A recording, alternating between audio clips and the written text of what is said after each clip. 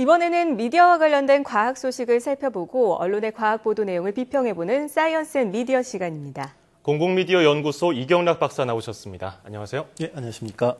네, 오늘은 어떤 내용을 준비해 오셨습니까? 네, 얼마 전 그 생명의학 분야에서 저명한 학술 저널 30여 곳의 그 편집위원들이 저널에 실리는 논문들의 그런 연구 진실성을 강화하기 위해서 논문 심사와 출판의 원칙과 지침, 가이드라인 이런 것들을 마련했다는 소식이 들렸습니다. 네. 대체로 우리가 SCI급이라고 하는 아주 저명한 학술지들의 편집위원들이 한 자리에 모여서 이런 내용들을 합의해서 결정한 것이라고 하는데요.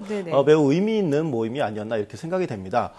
이에 대해서는 우리에게도 널리 알려진 네이처지나 사이언스지가 관련된 내용을 지난 11월 6일과 7일에 각각 또 사설로 똑같은 내용으로 실기도 했습니다. 네, 여기서 편집위원은 어떤 역할을 하는 건가요? 일반적으로 잡지의 편집위원들과는 좀 다른 느낌인데. 네, 그렇습니다. 그 학술지의 에디터, 즉 편집인들은 일반적인 잡지 편집이라고 하는 사람들 에디터와는 좀 다릅니다. 네. 대체로 임기가 정해져 있고요. 그 분야의 전문가들로 이렇게 꾸려져 있다 이렇게 생각하시면 됩니다. 네. 예를 들어서 네이처지에 줄기세포와 관련된 논문들이 이렇게 투고가 되면 편집인은 이 논문에 대해서 가장 잘 평가해 줄 수 있는 그런 전문가나 학자들을 섭외해서 다수의 학자들로 하여금 논문의 가치, 이것이 이제 진실인가 이런 것들을 또 평가하도록 부탁을 합니다. 네네. 즉 직접 논문을 그 편집위원이 평가하는 것은 아니지만 적절한 전문가를 연결함으로써 그 학술지의 그 평판을 유지하는 아주 중요한 역할을 한다고 볼 수 있습니다. 네. 그렇기 때문에 대체로 유명 학술지의 편집인은 주로 해당 분야에서 전문성이 매우 높은 교수진들로 이렇게 구성되는 경우가 많습니다. 그렇다면 이렇게 이들이 동시에 모여서 결정하고 공동 사설을 쓸 정도라면 꽤 중요한 문제가 아닌가 이렇게 생각이 드는데 네. 어떻습니까?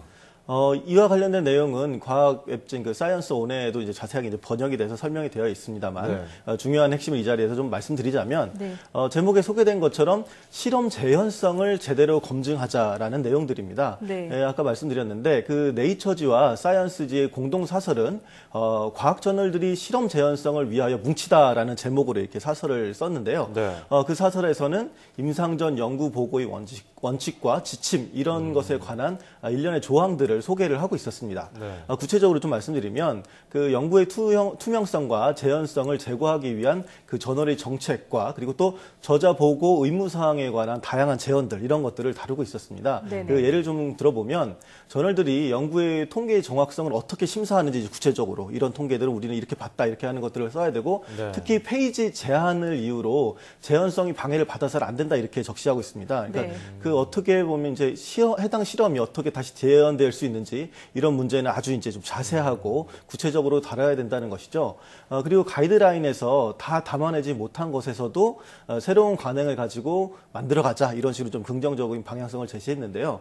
구체적으로 이미지 조작을 걸러내야 된다, 충분한 해상도, 이제 해상도를 낮추게 되면 대체 이제 연구 결과 나온 것처럼 이렇게 하기도 하거든요. 그렇게 충분한 해상도로 저장하기 그리고 실험을 충분히 서술하는 것과 같이 최선의 관행들을 이제 과학자들끼리 이제 서로 이제 만들어가자 이런 식을 또 제안을 하기도 했습니다.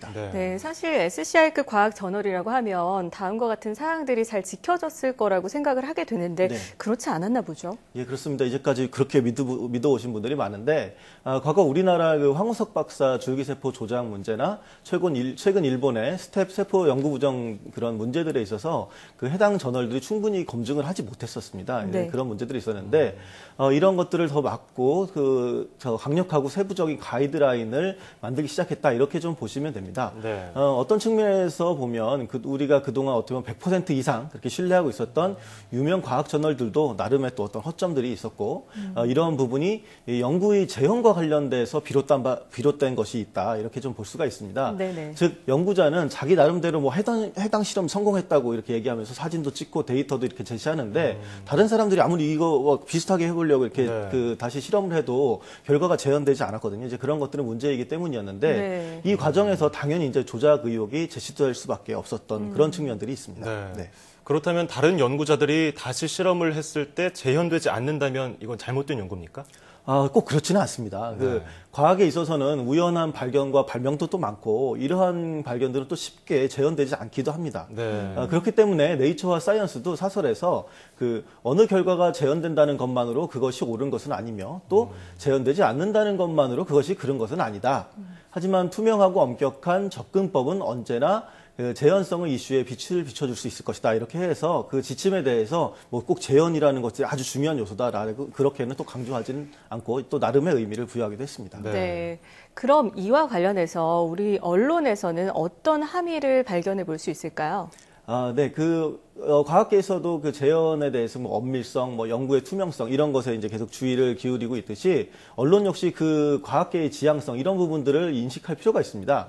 아까 연구 부정 사례로 언급되었던 황우석 박사의 그 줄기세포 논란이나 그리고 일본 이화학연구소의 스텝세포 그 연구 부정 같은 경우에 논문의 그런 획기적인 결과를 이제 보면서 그 언론이나 동료 과학자들이 지나치게 지금 집착한 그런 측면들이 있었거든요. 네. 그래서 그 재현 가능성보다 어떻게 보면 당장의 결과로 해서 나타날 수 있는 이후의 뭐 연구 내용들 뭐 이런 것들에 지나치게 그런 성과에 주목했다는 것이죠.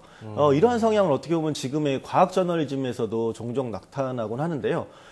장기적인 프로젝트보다는 기존의 연구 내용을 뒤엎는 그런 일회성 연구 이런 것들을 좀 흥미로운 연구 이런 것들을 과도하게 다루거나 국내 학자들의 성과라는 이유로 그 의미를 좀 부풀려서 보도하는 것 이런 것들이 그 예라고 볼 수가 있겠습니다. 그렇죠. 뭐 세계 최초 뭐 어디 학술지에 실렸다 이런 식으로 크게 보도된 적이 그렇습니다. 한두 번이 아닌 것 같은데 그렇다면 언론이 어떤 부분을 좀 고쳐야겠습니까? 우선 언론이 과학의 다양한 연구를 다룸에 있어서 좀 광범위한 데이터들을 이렇게 축적할 필요가 있습니다. 네. 예를 들어서 뭐 비타민제에 대해서 뭐 다양한 연구들을 뭐 의견이나 혹은 연구자에 따라서 이렇게 따로 이제 배치를 한다거나 혹은 뭐 심장 수술 같은 경우도 뭐 그런 방법들을 체계화해서 빅데이터 형식으로 이렇게 구축하는 것도 이제 하나의 방법입니다. 이런 것들은 어떻게 보면 장기적으로 지속적인 뉴스 콘텐츠로 또 활용할 수도 있고요. 또 과학 연구를 감시하는 그 감시견 기능을 하는 그런 역할로도 언론이 하는 그렇게 할 수 있는 역할이라고 볼 수도 있습니다. 네, 그렇군요. 최근 과학 학술지들이 기고 논문의 연구 투명성과 재현성 검증을 강화하고 있다는 내용을 알아봤는데요. 우리나라 과학 저널리즘도 과학 연구에 대한 광범위한 데이터를 구축을 해서 뉴스의 질도 높이고 또 신뢰성도 높여가야 한다고 지적을 하셨는데 언론사들이 이런 부분을 보완을 해서 신뢰도를 더욱 높일 수 있기를 기대해 보겠습니다. 자, 지금까지 공공미디어연구소 이경락 박사와 함께했습니다. 오늘 말씀 고맙습니다. 네, 감사합니다.